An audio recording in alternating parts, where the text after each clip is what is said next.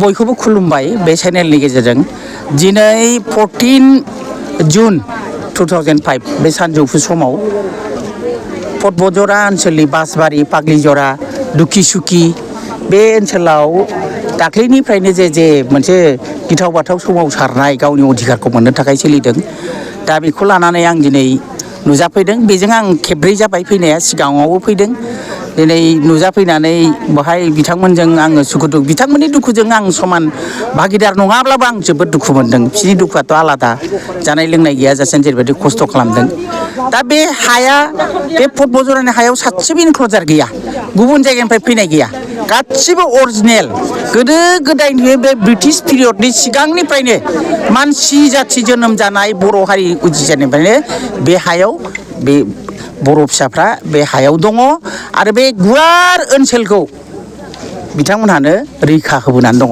बे हाग्रा ओनसोलखौ बिथांमोनहा रैखा होबोनानै दङ दिनै बिथांमोननि बे हाखौनो दिनै कस फेक्टरि नामाव गभर्नमेन्टआ लाबाय बाहाय जोंहा बे जेबो बुंनांगौ थायाखिसै बिनिफ्राय दा BSF अफिसनि थाखाय लाबाय बेखौथ' रावबो बादा होआखै लायै लानायनि उनाव दिनै कम्पानि मोनसेनो हा होनो नागिरनायाव दिनै जोंनि रायजो राजाफ्रा संखिनाय फैदों गिनाय फैदों खुद्रिनाय फैदों दुखु मोनदों आरो बेबो बोरै खुनु रायजोनो सासेनोबो खोन्थायाजासेनो सिखावै स्रोदै हाखौ एलटमेन्ट होबाय जेला हाया सुनो फैबाय गावनि न'खरानो थांजोबो बेखौ नुनानै बिथांमोनहा संखिनाय फैदों बैसागुनि बैसागु समावनो दा बेखौ लानानै जों ससियेल मिडियायाव नुदों ससियेल मिडियायाव नुनाय लोगो लोगो आयौ मा जालायखो जोङो खबर लानो फैदों बिनिफ्राय मिथिदों जे बे सिंनि काहानिया मा बे बासबारि एलेकाया जोबोद समायना बिफां लाइफांजों बुंफबनाय बे हाखौ बिथांमोनहा रैखा खालामनानै फैदों दिनै बिथांमोननो हा होनो नागारै बिथांमोनखौ दिनै सोलो खालामनानै दानि सरकारा दानि बिटिआरनि सरकारा CEM प्रमद बर' आरो EM फेरेंगा बिथांमोनहा सिखावै बे हाखौ कम्पानिनो दिनै होनो नागिरदों बे जोबोद मुगैथाव दिनैथ' बेहाय खुनु धरननि बेबायदि माबानायनि फैयाखैमोन खिन्थु रायजोफ्रा जयैनो दं जाया लोङा बिथांमोनहा एखेबारे रानथाब फोथाब दङ आं नुफैदों बिनिफ्राय बेखौनो दिनै लकेल पुलिसा फैनानै बेहाय बिदि ज' थानो मोना पुलिस माने पारमिसन गैया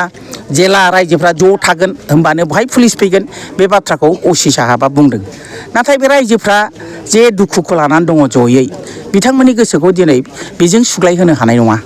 आंबाबो हानाय नङा जे थानो नांलानो पुलिसा ओरै बुंलांबाय न'आव थांदो बुंनो हानाय नङा खारन बिथांमोनहासो मिथिगौ बिथांमोनहा मा लुबैदों दिनै आदानि होननायनो हा होनो नागिरनाय APDCLनो हा होनो नागिरनायखौ बातिल खालाम लोगो सान्ति जागोन रायजोआ बेखौनो लुबैदों आरो आंबो खावलायगोन एथ' खस्थ' गायनाय फुनाय समाव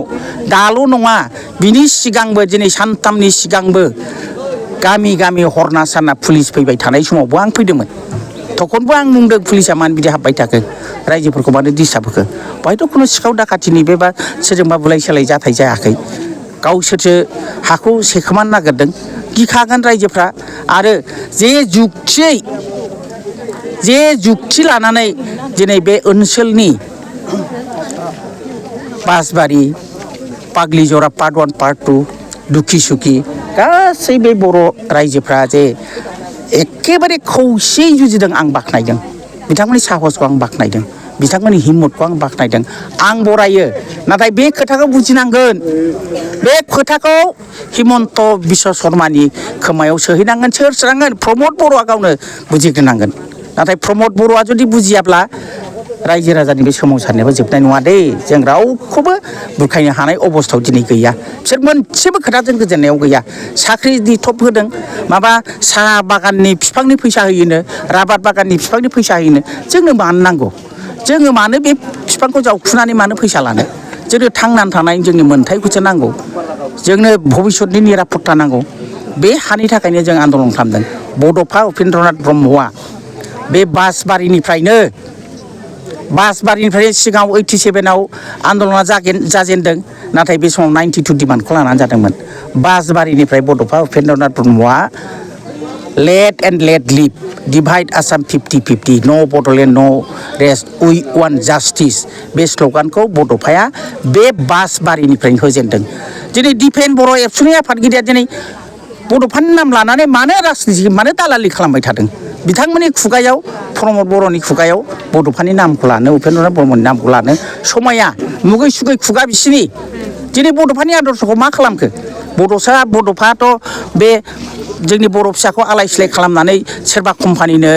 हा हगारनांगौ कम्पानिजों बहाय गायसनगोन होननानैथ' आन्दलन खालामाखै जोंनि अधिकारनि थाखाय जोंनि हानि थाखाय जोंनि लेन्डनि थाखाय जों बेखौ खालामदों आरो बेखौ फैनानै बिटिसि एकर्डआव 2003आव जे एकर्ड खालामबाय बिटिसि एकर्ड रोखा रोखा आयेननि गेजेर दं 6 शिड्युल प्रभिजनाव भारतनि संबिधानखौनो संशोधन खालाम जे आयेन मोनबाय रावखौ जोङो 8 शिड्युलाव मोनबाय आरो जोंनि मोनथायनि थाखाय जे 6 शिड्युलाव जोंनि हा हुनि रैखाथि जों मोनबाय बे लेन्ड ब्लकखौ लानानै बिनि सायाव मानो नोजोर होखो दिनै गुबुनफ्रा दैमा दैसा हाखर हालायाव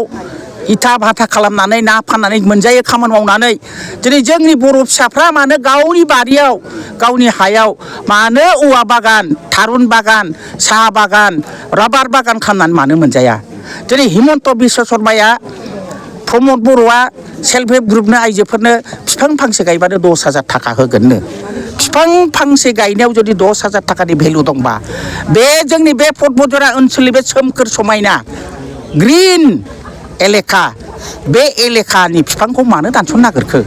मा फाप खालामखो बे बिफाङालाय बिफां फांसे गायनायाव जुदि सेल्फ हेल्प ग्रुपफोरनो मोनसे